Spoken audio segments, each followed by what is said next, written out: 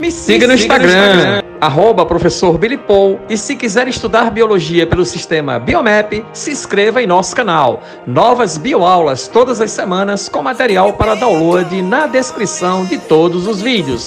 Espero você. Boa aula e bons estudos. Olá você, tudo bem?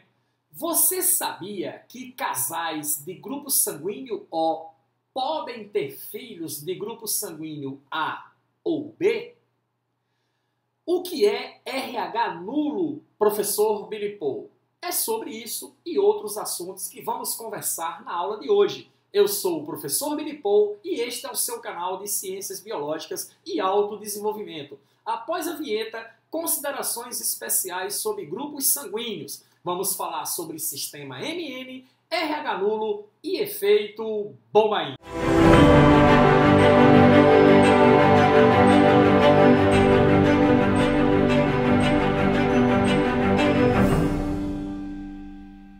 Ok, voltamos então para a nossa aula final, trabalhando grupos sanguíneos. Agora, nesta aula, nós vamos analisar as situações especiais, sistema MN, RH nulo e efeito Bombaim. Vamos lá, sem mais delongas, grupos sanguíneos, considerações especiais. E a primeira que a gente vai fazer é sobre o RH nulo, também conhecido como sangue dourado. É uma expressão genética extremamente rara em todo o mundo. Existem apenas 43 casos registrados até hoje e 4 deles são no Brasil. Deu para entender a raridade do fenômeno, ok? O indivíduo apresenta ausência total de antígenos RH. Há cerca de 49 antígenos no grupo RH, sendo o mais importante o RHD, ok? E o indivíduo RH nulo, ele não tem antígeno de espécie alguma. Billy Paul, como assim, Billy Paul? Essa agora eu não entendi. É o seguinte, você vai entender agora. Quando a gente fala em RH, lá na aula de RH, a gente fala RH+ é um indivíduo portador do antígeno RH, RH- é um indivíduo que não é portador do antígeno RH, entendido? O fato é que é o seguinte, não é bem assim dentro do aprofundamento genético. Tanto o indivíduo RH+ tem antígeno, como o RH negativo também tem. Tá? Só que certos antígenos específicos no RH negativo que fazem a diferença não existem. Aí por isso que a gente chama RH- e diz sem antígeno. Tá? E o mais importante deles é o RHD, que aparece no indivíduo RH+. Beleza? Pronto, é isso aí. O indivíduo RH nulo, ele não tem antígeno RH negativo, nem tem antígeno RH positivo. Ele não tem antígeno nenhum, é zero a hemácia dele. Chama-se RH nulo, condição extremamente rara dentro da genética. Então, ou seja, RH- tem antígeno, mas são poucos antígenos, RH+ tem muito mais antígenos, o RH nulo não tem antígeno nenhum. O que ocasiona isso? Ora, uma mutação genética que existe na espécie humana, extremamente rara essa mutação, ou casos específicos de casamentos consanguíneos, que também contribuem para a formação de indivíduos RH-, casamentos ou RH nulo. Casamentos consanguíneos são aqueles casamentos entre indivíduos onde há grau de parentesco. Então isso também pode ocasionar, tá, o RH nulo. Ora, qual é a vantagem do RH nulo? Compatível com qualquer grupo RH. A nível transfusional, tanto faz. Ele pode receber ABO compatível de RH+, de RH- e até de RH nulo, se for o caso. Entendido? Não há nenhum problema. Agora, quais são as desvantagens? O indivíduo sofre de uma anemia crônica.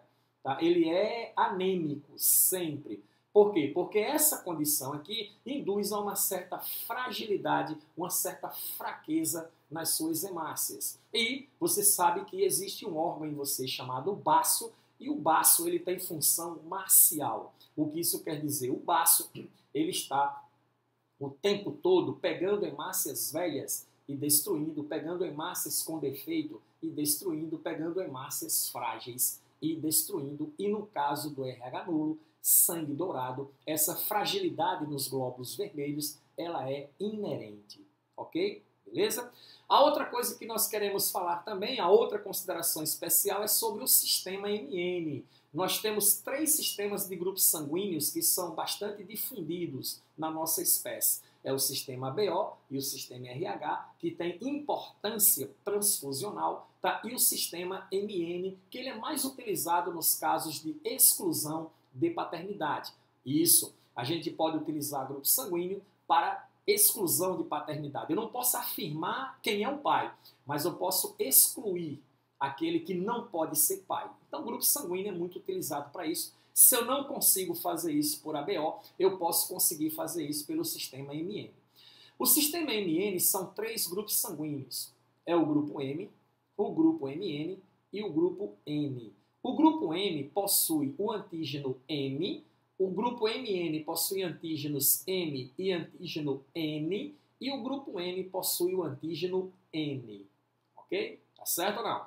Então, a presença do antígeno M classifica você no grupo M, assim como a presença do antígeno A classifica você no grupo A, e a presença do antígeno RH classifica você no RH+. É o mesmo raciocínio. Sem interferências em transfusões. Qual é a genética do sistema MN? A genética mendeliana simples. Eu tenho o gene chamado de LM, que condiciona grupo M, e o gene LN, que condiciona grupo N. Esses genes eles são codominantes entre si. Não há relação de dominância entre eles. Sendo assim, indivíduos homozigotos para o gene LN, que é LM-LM, vão pertencer ao grupo sanguíneo M. Indivíduos heterozigotos que apresentam genótipo LM-LN irão pertencer ao grupo sanguíneo MN. E os indivíduos homozigotos LN-LN serão do grupo sanguíneo N. Esse é o sistema de classificação MN. É comum você pegar algumas questões também envolvendo grupos sanguíneos do sistema MN. Ok? Beleza? A outra coisa importante para concluir, determinação antigênica ABO, para que possamos entender o efeito bombaína. Ok? Preste bem atenção, olha só. A determinação antigênica ABO é um quadro aqui bem legal para a gente analisar isso bem devagar, bem tranquilo, para você aprender como funciona. Existe um gene no seu patrimônio genético que é um gene H, um gene dominante Hzão. Esse gene dominante Hzão aqui, ele é indutor da produção de um antígeno que é chamado de antígeno H. Esse antígeno H é um antígeno precursor dos antígenos A e B. Tá certo? Entendido? Então existe um gene Hzão, que esse gene Hzão, o gene dominante, induz a produção de um antígeno chamado de antígeno H, que é o precursor para a formação de antígenos A e B, que são os antígenos do sistema ABO. Ok? Beleza? Muito bem. Precursor dos antígenos A e B. Tá aqui, certo? Aí, o indivíduo sendo Hzão, homozigoto para o gene H, ou Hzão, Hzinho, heterozigoto para o gene H, ele irá produzir o antígeno H, que é um caráter dominante. Mas o indivíduo recessivo Hzinho, ele não vai produzir o antígeno H. Isso implica em que, Billy Paul? Se o indivíduo for Hzinho, ele não produzindo o antígeno H, ele não poderá fazer a conversão do antígeno H em antígenos A e B para o sistema BO. Então, nesse caso, esse indivíduo fica sendo de fenótipo sanguíneo O. Grupo O não tem antígenos, e realmente não tem. Mas é um O chamado de O falso, caracterizando o efeito bombaína. Muito bem. Mas vamos entender como isso funciona, tá? Você é portador do gene IA para o sistema BO. O gene IA, o que é que ele faz? Ele induz a produção de uma enzima, que é chamado de enzima A. Assim como o gene IB induz a produção de uma enzima, que é chamada de enzima B. A enzima A faz o quê? Atua no antígeno H, convertendo o antígeno H em antígeno A. Entendido?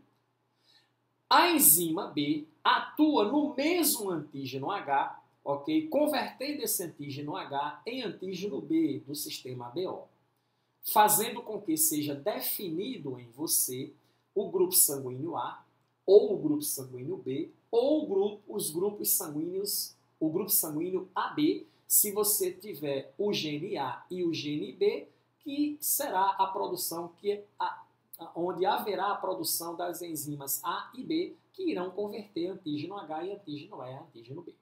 Entendeu como funciona? Então, o antígeno H, repetindo, ele é o precursor para a formação dos antígenos A e B, que definem o sistema de grupos sanguíneos ABO. É isso que acontece. Tá? Por causa dessa questão aqui da determinação, existe uma coisa chamada de efeito Bombaim ou falso O. Tá? Afeta 1% da população mundial, mais comum em Bombaim, na Índia. Por isso que passou a ser chamado de efeito Bombaim. Observa-se o fenômeno entre casais do grupo sanguíneo O que têm filhos pertencentes aos grupos sanguíneos A ou B. E pode, Bilipô, o indivíduo do grupo O não só pode ter filho do grupo O, porque grupo O é izinho? Sim. Se os dois grupos sanguíneos O forem verdadeiros O. Mas se um deles for falso O, o que pode acontecer? Vamos ver? Aqui eu montei um quadrozinho bem legal para você entender o mecanismo de formação do falso O. Vamos imaginar o seguinte, ó. Eu tenho um indivíduo de grupo O que casou com um indivíduo de grupo O. Eles são fenotipicamente do grupo O.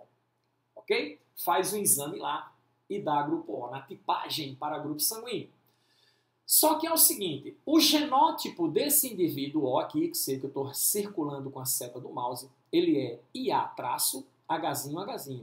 Perceba que ele tem o gene A, que define grupo sanguíneo A. Mas ele está dando O. Por quê? Porque ele é Hzinho com relação ao gene H. Ele não produz o antígeno H. Como ele não produz o antígeno H, embora seja portador do gene IA, que induz a produção da enzima A, que converte o antígeno H em antígeno A, tal processo não acontece. Por que não acontece? Porque ele não apresenta um antígeno H. Entendido? Então esse indivíduo aqui, ele é classificado então como um falso O. Aí o outro não, é Hzinho, Hzinho. Ó, ele produz um antígeno H, mas não produz antígenos A e B porque falta o gene IA ou o gene IB. Ele é Hzinho, e o gene Hzinho não induz a produção de antígeno nenhum. Tá certo? O que é que acontece então? Esse indivíduo aqui é chamado de falso O, esse indivíduo aqui é um O verdadeiro. E aí, no casamento entre eles, eles tiveram um filho, onde ocorreu o seguinte, esse indivíduo filho aí recebeu do indivíduo falso O o gene IA e recebeu do outro indivíduo que é O verdadeiro o gene Hzão, ok? Recebeu também o que? O gene Hzinho desse indivíduo falso O que só tem Hzinho para dar e recebeu, e aí ficou como? Ficou assim, ó, IA, Izinho, Hzão, Hzinho. Ok? O que é que acontece então? O gene A produz a enzima A, que converte o antígeno H, porque ele tem Hzão, em antígeno A. E aí o fenótipo dele vai dar grupo sanguíneo A. Como se chama isso? Se chama efeito Bombaim. Entendido? Então você tem casais O com filho legítimo, que o grupo não é O. É outro grupo. Pode acontecer com o A, pode acontecer com o B. Dependendo se o indivíduo falso aqui é IA, Hzinho ou IB, Hzinho. Entendido? Certo? Por ter anti-H no plasma, só pode receber transfusão de doador também de fenótipo Bombaim. Okay? Ele pode ter problema nas transfusões normais. Por isso que é importante a identificação do indivíduo que possui o fenótipo Bombaim, devido a essa condição genética aí. Ok, pessoal? Bom, essas eram as considerações especiais sobre grupos sanguíneos que você não poderia deixar de saber. Vá na descrição do vídeo, baixe o seu material, o Biomap, baixe o Bioese, resolva os exercícios para você ficar show de bola aí, tá certo? Gostou da aula? Não se esqueça, se inscreva no canal, ative as notificações, tá? A sua inscrição é muito importante, os seus comentários são muito importantes para que a gente possa crescer com esse canal que ajuda bastante as pessoas, pelos próprios comentários que eu já recebi. Então, vamos lá? Nos encontramos na próxima aula. Até lá!